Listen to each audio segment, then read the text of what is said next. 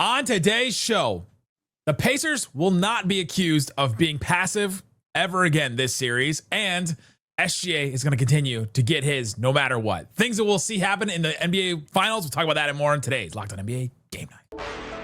When that final buzzer rings, you know it's time for Locked On NBA Game Night.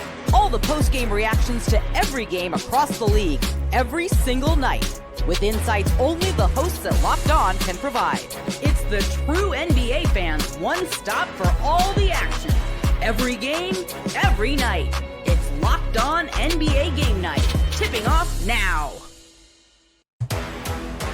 And welcome, you're Locked On NBA Gameless Night. My name is Nick Angstadt, host of the Locked On Mavericks podcast, part of the Locked On Podcast Network, your team every day. Thanks for being in every day and making Locked On NBA Game Night your first listen today. This episode is brought to you by Monarch Money. Take control of your finances with Monarch Money. Use the code LOCKEDONNBA at monarchmoney.com for 50% off your first year. Joining me, as always, from the Locked On Bucks show. What'd you see in the NBA tonight, Camille Davis? In the gameless NBA, I saw what I did see. I'll say this, Nick. I have started to see more and more teams start to be like, you know what? Maybe we can get Giannis. And I'm over here smiling like the Grinch. That's what I'm seeing. That's what I'm seeing right now. You're going to go listen to Locked On Bucks or Locked On Mavs. We got stuff. Jason Kidd may go to the Knicks. Getting our players and coaches just getting yoinked all over the place on our show. But today's episode, we're going to get into things that we won't see again and things that we will see again in the NBA Finals, including we'll talk about Tyrese Haliburton. I think he's got one more in him. The Pacers, there's one thing that they'll do that'll change the series, we think. We'll also talk about the big swing thing, the thing that will swing this game for either team. We'll talk about that. But let's start, and of course we'll play Count It Up, where we count the most interesting, fun things in the NBA, including the dinky NBA Finals logos that ESPN put on the court. We'll talk about all that. But let's start here, Camille. We're going through and we'll just name things that we think will happen and won't happen again. And I think that Tyrese Haliburton won't have a poor start again. We've seen 2 games now. First half of game 1, 2 for 4 from the field, 3 assists, 3 turnovers at the half. Game 2, 1 of 5 from the field, 3 assists, 2 turnovers at the half. Like, I picked OKC in 6, which means I thought the Pacers get 2 games. But for them to win a game and maybe like win a game comfortably and not just in the last 1.1 seconds of the game, he's going to have to start better than this. And it's not just be aggressive, take as many shots as possible. It feels like that's what we all kind of hone in on and zoom in on with him. But he's got to affect the game more than 3 assists, 3 turnovers, 3 assists, 2 turnovers, taking 4 shots, 5 shots. There's got to be a little bit more there. He's got to add more to it, but I don't think he will have one of those poor starts again. I think game 3 and on, I think he'll be better in the first half. I would agree with you on that because I don't think that he's going to be accused of being passive anymore. That was one of my things as well. Like, what won't happen? Him and Siakam, we can talk about Siakam a bit later, but for Haliburton, like, this has been one of the critiques of his game so far is that he can kind of disappear from games, but he'll show up in loud ways down the stretch. And for the Pacers to win this championship, to your point, they're going to need for Haliburton to come out stronger. Like in game 2, the fact that he finished that game with 13 shot attempts, but he had almost half of them in the fourth quarter. Like, that's not a sustainable formula for their success. They need him to be able to pick his spots. They would disagree. It's worked for them every round so far. It's been so weird to watch this team. He had game 5 against the Knicks. He didn't score super well. It was game 3 against the Bucks where he didn't score well. He had a couple of games against the Cavs where it didn't happen, but he had other guys that were able to step up in the meantime. But against a team like the Thunder where their defense really pressures you like this, like, they need Haliburton to continue to set the tone because even in game 2, like, he had 3 of his 6 assists in like the first couple minutes of the game. Like, for him to be asserting himself on the game, it can't be just points and scoring, like you said, but also moving the ball, getting guys involved, being that focal point in the offense. And he has to do a better job of that. And it's almost like he's got to assert his will at a certain point. And that's it, because it comes down to that conversation. Like, is he a superstar? Is he a superstar? To me, is like a player that can do stuff no matter what the defense you're going to throw at him can do, right? I mean, we saw Luka in the NBA Finals last year, where you throw any defense at him and he can solve it no matter what. You've seen LeBron James throw any defense at him, he can do something else to solve it. And what we're seeing from Haliburton is, all right, well, when does he take the leap to become that superstar level player, and it's adjusting to a defense like this. Now, the Thunder's defense is just giving him everything. It's like giving him everything, and it's one of the toughest defenses we've ever seen. Let's do a real quick count it up. Is Tyrese Haliburton's slow starts and his lack of like production, quote unquote, more about the Thunder's defense or about his approach to the game? Count it up. I would say it's about his approach to the game. Because again, it's not like this is the first time we've seen him play this way, but I do think that the Thunder pose certain challenges that he hasn't seen, and he's having a little bit longer of a time period trying to figure it out, because the Thunder are also cutting off the drives, and that's a big part of how Haliburton helps to break things down, because once defenses scramble, he just makes the right read. And the Thunder are so assignment short, and you can barely get past them and beat them off the dribble to get to the paint anyways. It's a bit more difficult here. I think it's more about the Thunder's defense, because I think he's doing the same thing that he's been doing, like kind of like what you're saying. He's been doing the same thing, and he's making the read, and they're like, all right, we're cutting you off. And he goes, okay, well, then I have to make this right play. And Tony East of Locked On Pacers has been calling him, pass first point guard when you're a pass, like pass first, second and third point guard almost with him. That's what he's doing, he's trying to make the right read first, and the Thunder are just taking away that first read of him to do anything. And so, yeah, I think it does say more about the Thunder's defense just because of that. And credit to them, man. They have really shut him down. Different. Another thing that I think will happen. Okay. Again, SGA is dropping 30 every game. Every game. It's just been absolutely wild to see him get his shots, get his points. First game dropped 38. It's the most in a game one since 2018, LeBron versus the Warriors, when he had 51 in that game one. Wild. And then 30 in that second game for SGA. I just don't think that the Pacers have an answer. And unless it's one of those games where the Thunder win by 20 again and SGA doesn't have to play in the fourth quarter, because he almost didn't have to play in the fourth quarter of game two. Like, they put him back in and they had a 20-point lead. They didn't really seem like they needed to. But I think he's going to drop 30 every single game in this series. I was gonna say, shoot, with the way the Pacers play, ain't no lead safe. You got to make sure you got them beat when it's only like a minute left and you up by 20 with the way they can come back. But I agree. That was one of the things that I also thought will continue to happen, which was SGA is going to continue to get his, because it seems like no matter what they throw at him, he's able to solve it. He's splitting double teams. They hedge, they blitz. They'll send late help, late doubles. They're trying to change the timing up. And it does not seem to matter, because one, he's making difficult shots. Like, he can make those shots with a defender in his face, but also he is moving the ball. And I thought the Thunder's other players on the court with SGA did a really good job of rotating alongside with him to kind of just create a bit more havoc on the pass for him. So yeah, I think SGA is going to continue to get his. I know last week we were like, I think he averages 30 a game in the finals. He's probably going to average 30. He's going to average 30 a game. I'm okay to be wrong about that, because, man, well, I mean, and also I'll say this, that's the only way that the Thunder get enough points to win, unless they turn him over so much, or they have an Aaron Wiggins game where he gets 17 again, they get some scoring from somewhere else. It's like he has to be the one that starts that and kicks that off. And so, yeah, I think that's the way, and I think the Thunder will win the series. And so if they're going to do that, then he drops 30 in every game that they win. Yeah, he does. And the thing with it is, I hope it looks more like game two for him, where it's the more efficient SGA that we've seen before. Whereas I think he only had 21 shot attempts in game two when he was able to still hit that 30-point game mark. But in game one, he put up 30 shots to get to the 38, which is a little bit more unusual for SGA, used to him being a little bit more efficient than that. But again, he continues to grow with what he's seeing in front of him. And in game two, it felt like it just did not matter. And I don't know how many other pitches the Pacers can throw at SGA different than what we've already seen. I keep thinking back to that play where Benedict Mathurin swiped down on SGA and fouled him, where he just like did everything right. And then you just make one little mistake and SGA just takes advantage of it. And that, honestly, like, that's what a superstar player does, is he feels out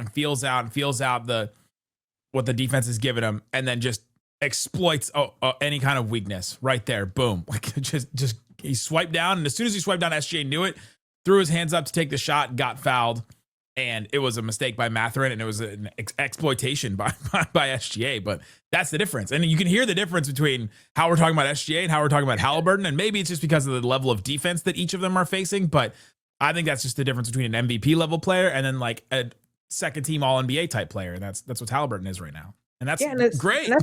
It's no top 10 shade. player. Yeah, it's no shade. Like that's the MVP. SGA was the MVP of the league this year, and you would actually hope to see a difference, a level of play between an MVP and somebody who finished second team All NBA. Like Haliburton is a very good basketball player, and I think that the way that this Pacers team is constructed with Haliburton and Siakam being the top two guys, but not super max guys, but they're really good players, and how that drives the team and with their depth, which we'll see how much longer that depth continues to be a factor for the Pacers with how things have been going. That's right. Coming up, one thing that the Pacers will change, and then the one thing that will swing this series. We'll talk about that and more. Locked On NBA Game Night continues.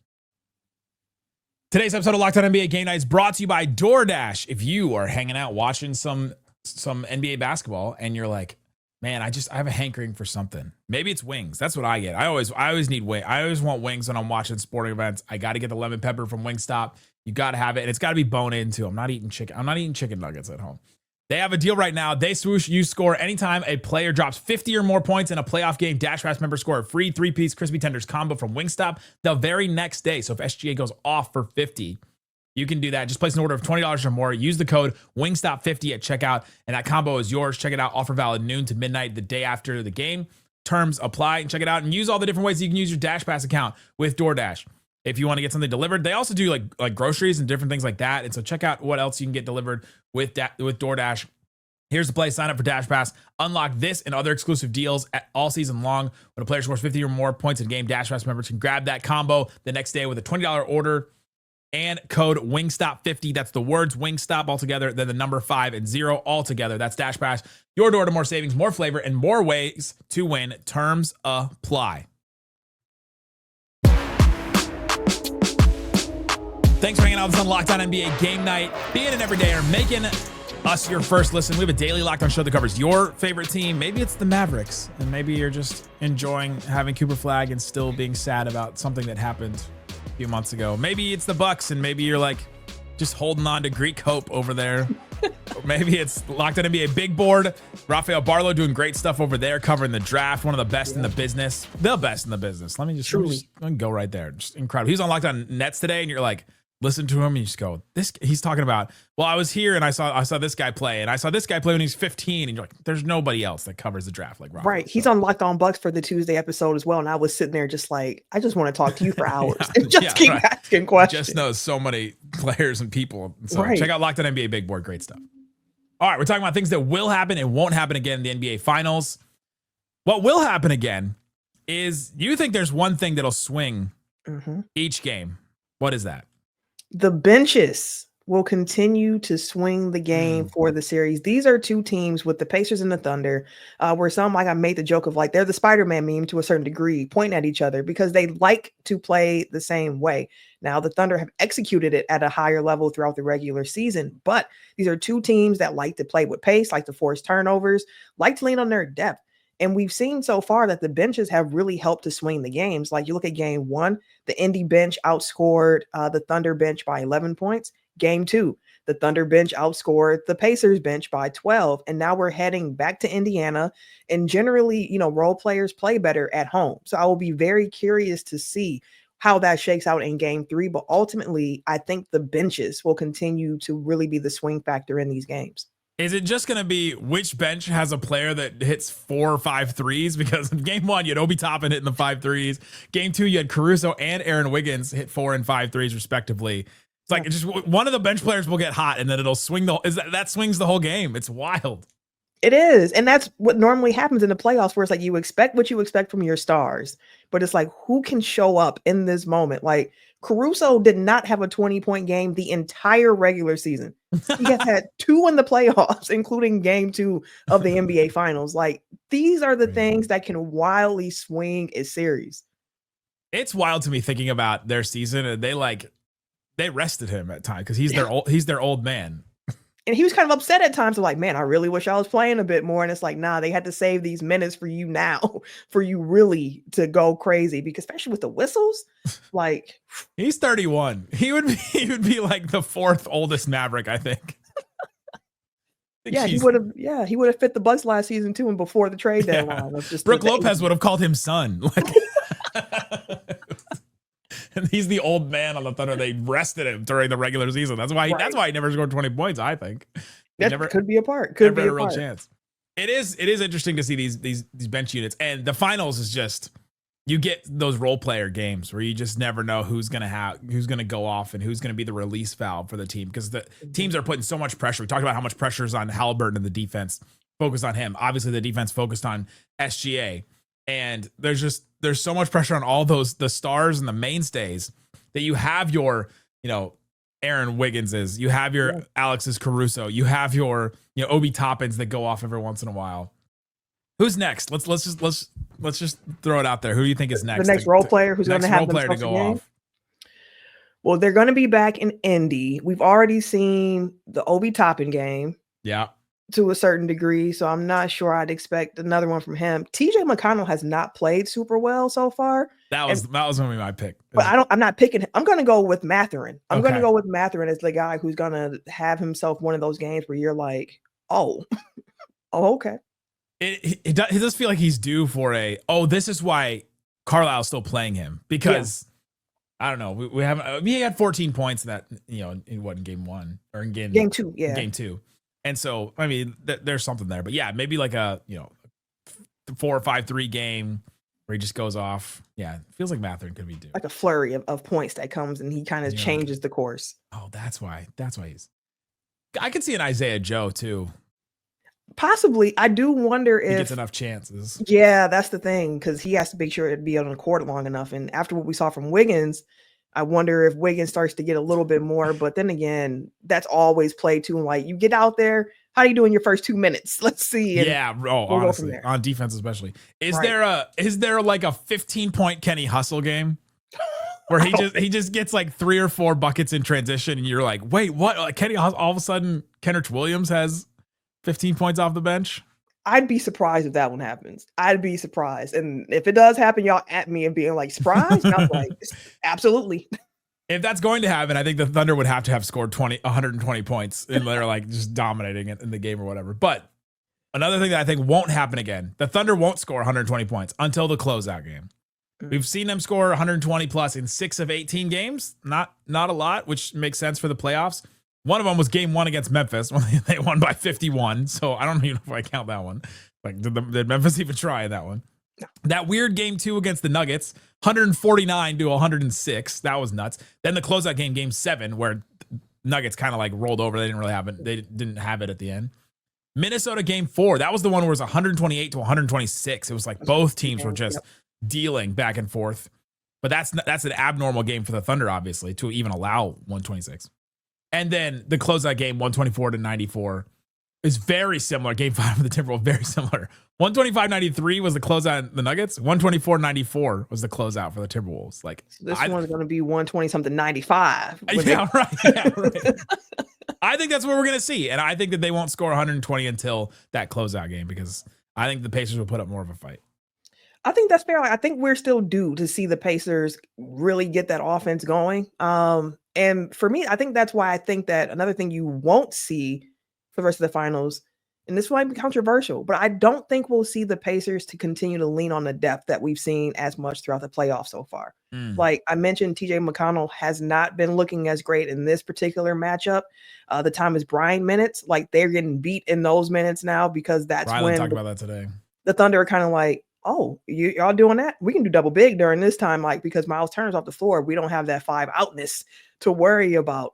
And honestly, their numbers just when Haliburton's on the court and when he's off, like they're floundering a bit with him off the court. I think they need a little bit more Miles Turner. They need more Haliburton. And when they are playing the bench lineups, I think that's when they really need Siakam to really be that aggressive guy for them. Like, he's going to have to help set the tone. The Eastern Conference Finals winner, MVP winner, Pascal Siakam. In the Eastern Conference Finals, he attempted at least 16 shots in every game they won, and he took 14 or fewer in every game they lost. They need Siakam to be aggressive. Take 2 more shots, Pascal. At least 2 more. At least 2 more. I got one more. What will happen again? Haliburton's got 1 more in him. He's got 1 more game winner in him.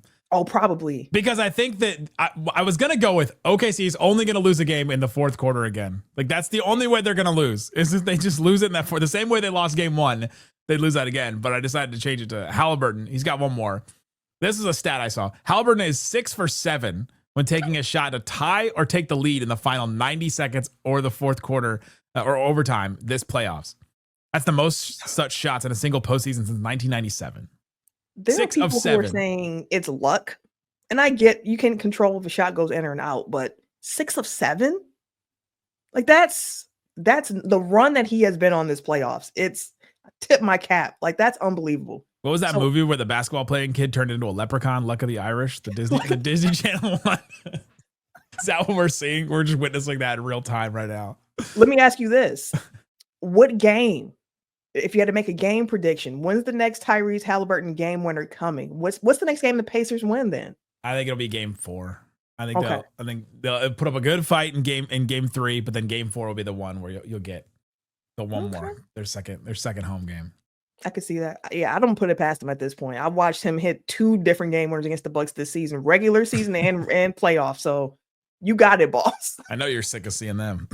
Ooh, I'm sick of seeing the Pacers jerseys. Period, Nick. It's that yellow. There's something about it. Just bothering me. Coming up, let's play Count It Up, where we count out the most interesting, fun things in the NBA, including Adam Silver calling out the NBA and the NFL. Why have the NFL teams been more successful with small markets, and also the dinky little logo that ESPN put on there? We'll talk about that and more coming up. Locked On NBA Game Night. Today's episode of Locked On NBA Game Night is brought to you by Monarch Money. I use Monarch Money. I have enjoyed it. I love that it helps me to manage all of my financial anything, whatever you got. I got student loans, put it in there. Got a mortgage, put that in there. Got savings, got that in there. Got 2 different credit cards. Okay, throw that in there. I got all this different stuff. And you put it all in one place. You can see exactly everything you have in front of you, every single transaction that you make. You got to love that as well. I've used other sites like this, and it wouldn't let me add my Apple Card to it. And you're like, what? It's 2025. Let me add all the stuff. Monarch Money lets you add all this stuff. And it's not just a budgeting app. It's a complete financial command center. You can track all your accounts, investments, and spending all in one place. So you stop just managing your money and start building wealth. Take control of your finances with Monarch Money. Use that code LOCKEDONNBA at monarchmoney.com. You get 50% off your first year. That's monarchmoney.com. Code LOCKEDONNBA for half off your first year. Monarch Money, take advantage of all the different features, all in one convenience. Instead of juggling multiple apps, you can use Monarch Money, check your finances, track spending, even plan long-term goals. Promo code is LOCKEDONNBA, monarchmoney.com, monarchmoney.com. Big chicken, baby. I think a lot. I'm very smart. Take that for that. Count it up, count it up, count it up, count it up, count it up. It's Count It Up, where we count on the most interesting, fun things in the NBA. Let's start right here. NBA Commissioner Adam Silver was on a show recently, and he said, if he was talking about the small market effect. We're talking about OKC versus Indiana, like 2 of the smallest markets in the NBA. And we talk about market size a lot in the NBA. Too much. If we were, and Adam Silver said, quote, if we were going into the Super Bowl and it was Packers versus Steelers, you guys would celebrate that. People wouldn't talk about Pittsburgh being a small market. It's been intentional to create a CBA that allows more teams to compete. My question is, Camille, Count it up. specifically with like your Packers or the Steelers or teams like that, why has the NFL been more successful with smaller markets becoming big brands? I think ultimately it's also by how the partners market the game. Like in the NFL, market size does not tend to be a sticking point unless they're talking about what makes Green Bay charming. You're coming to a game at the historic Lambeau, who you'll never experience a game like this. Like the way they frame it is so much different, where you're not worried about the town, you're worried about the team. And when you have partners who openly get upset when the playoffs aren't in Miami or a city where they can go and enjoy themselves because of the nightlife, it tends to start having an effect. And that's how more people start to view the game. So ultimately, I think the way that partners promote the game has to be better for the NBA. The best and worst thing that happened to the NBA was Magic Johnson going to the Lakers, going to LA, and Larry Bird going to Boston. And Boston is not like the biggest market. It's not like New York, LA, Chicago, even like Dallas is bigger than Boston. I don't know if it's a bigger, I think it's a bigger media market. It's all that. But to have close enough to New York, close enough and one of the East Coast teams, and then to have LA being the two teams in the 80s that like built this league and built this sport is now how the NBA is like framed and shaped. It's like it's about the stars, it's about those successful brands. And I think when you talk about the Packers and the Steelers, those are legacy brands that they were good at the beginning, right? You talk about, what was the first Packers championship? You talking about the Super Bowl championship or their first championship? Right. Okay. So yeah, even before Super Bowl, they were winning championships because, and so that's a legacy brand that you've added. Where the Celtics are kind of like that, and maybe is Boston that much bigger of a market than Atlanta? You know what I mean. But we look at Atlanta or we look at the Hawks and the Celtics completely different in terms of that because Celtics are this legacy brand, and so I think that's what has happened. Where the NFL got to add these huge markets. Eventually, but they had their legacy brands in those smaller markets that were already built. You did. I mean, you even had like with the Celtic, like the Hicks versus Knicks when that was happening. Like that was part of the marketing that they used for the playoff series in the 90s of like you got this small Indiana town team against the big New York Knicks and things like that. So yeah, I think the legacy aspect of it plays a part too, because there were people who heard that and was like, why'd you pick the Packers and Steelers? Like those are two great franchises. And I was like, but they're in smaller cities. But the legacy point is well heard, which is part of what Silver's trying to do, of get more teams to have more championships so that you possibly stop focusing on the markets as much. And then LeBron going to Miami was another one that just like, it turned that into like a luxury market where you look at we look at that as the same as LA and New York, and it's not really, but I don't know. It's one of those. Also, one player makes a big difference in it more so than in the NFL, unless it's a quarterback, and they don't move as much in the NFL. True. After years of asking for the giant trophy logo on the floor, a lot of talk after game one, ESPN said, "Here, damn," and put two dinky logos on the floor for game two, just in the first quarter, too. My question is, count it up. Is it too little, too late for you? Yes, you might as well. Like at this point, the digital, like they even changed it at one point during the game. At first, it was a little fake trophies, and it was like the final script. And I was like, "Come on, y'all! Like the players are running through the logos right now. Like y'all." Second quarter, it was the Paycom Center logo, and you're like, "It's like how is that not already on the court?" By the way, it is the Paycom Center. It just too little, too late. And I do hope that the NBA hears what people are saying. To have an NBA Cup where you have a court with a big old trophy on it, but you don't have a trophy on the court for your NBA Finals. Like, come on now. Now. Does the cup matter more then? Because it's got the well, the Bucks won that, so let's hope that. I think I've heard that people have talked about it was slippery putting that whole Finals logo on there, but they did it in the cup. It's like. And they painted all the courts, all these crazy colors. Well, the Finals logo was the problem. Can't have a Finals logo in there. Not also, another question on this. Count it up. Does the NBA Finals feel as monumental without as much pageantry? Is that what we're missing? We're just missing the extraness of the pregame, like video and the montage, the edits of the players beforehand. They haven't really played like pregame introductions on ESPN or ABC. Where we see all the extra stuff, because these teams are still putting stuff into it. There's still like the lights and the smoke machines and the fire and all that kind of stuff, but we just haven't seen it as much. Then there's no logo on the floor. It's like, it feels like it's an oralist Finals because there's not as much stuff added to it. Yes, agree. Yes, 100% agree on that. Like if we're getting to the biggest games, what everyone is playing for the entire year, it needs to feel different. It has to feel different. I mean, to the point we just made. The NBA has put so much thought and marketing behind the NBA Cup to make those games feel different. To the point where you're seeing the weird courts, you're seeing different jerseys, but you get to the final, and it's called the Finals. Like there is nothing else after this, and we're not getting anything outside of a little Finals patch on the back of the jersey that you have to look very closely to see. Outside the gold on the like it needs to be more. The pageantry needs to be increased. It's wild. Last one, non-finals related. Okay. Victor Wembanyama was spotted recently with his head shaved at a Shaolin temple. And my question is, count it up. Is Victor Wembanyama even more terrifying? That might be the best. I Love it. Yes, if he can get in touch with the Zen side of his nature here and he can understand how to unwind and leave the competitiveness on the court and all that stuff that goes with it, he's going to have a mental edge going into this next season. Because for you to shave your entire head when you got a funny shaped head, I respect it. I respect it. That's some dedication right there. Does he have a funny shaped head? It looks funny in those pictures. I didn't know that. I don't think I realized. His head looked funny. I just wanted to say Wembanyama. I mean, you got to put that. Find a way to put that into the details of this episode. Shout out to him though, expanding your horizons and your territories, and it's a beautiful thing. It's a beautiful thing, and to see him embrace it. That like again, pretty like media day. How many questions does he get about this? And like, what did you learn? Like, what did you? He's gonna get asked it so many times. I think.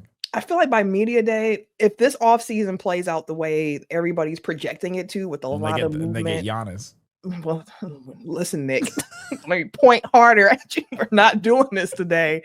But he's going to get a couple questions for sure. But by then, you know how short attention spans are. People might forget that he even did that come, September, October. The number one question on Reddit, there's 12,000 upvotes on this post is, what if he just decided to stay at the monastery and becomes the biggest what if in NBA history? Like finds his zen and it's like, it's here. Spurs fans will lose their mind. Lose it. Did you see White Lotus this season? I did not. Okay. There's a whole arc where one of the girls is like part of this rich family, and she takes them all to Thailand, and she's like, I'm gonna stay at this monastery for a year, and she spends a night there and she hates it, and then she comes back and she like is like, she shames herself because she's like, I'm just a comfortable American and I'm not any different than anybody else, and I hate myself. Hey, listen, for her to realize that in real time too, I applaud people who realize when they got in something like, I shouldn't have got into this. It's like, I'm not gonna continue to stay here. I'm gonna go ahead and skedaddle real quick. There you go. All kinds of great shows all throughout Locked On. Go check out all of them. There's links in the description. If Giannis doesn't get traded, you can keep listening to Locked On Bucks, or even if he does, you'll want to check in on Locked On Bucks when they respond to that. All kinds of stuff on Locked On Mavs as well, talking about Cooper Flag and everything the Mavs could do this offseason. Guys, thanks so much for listening to Locked On NBA Game Night.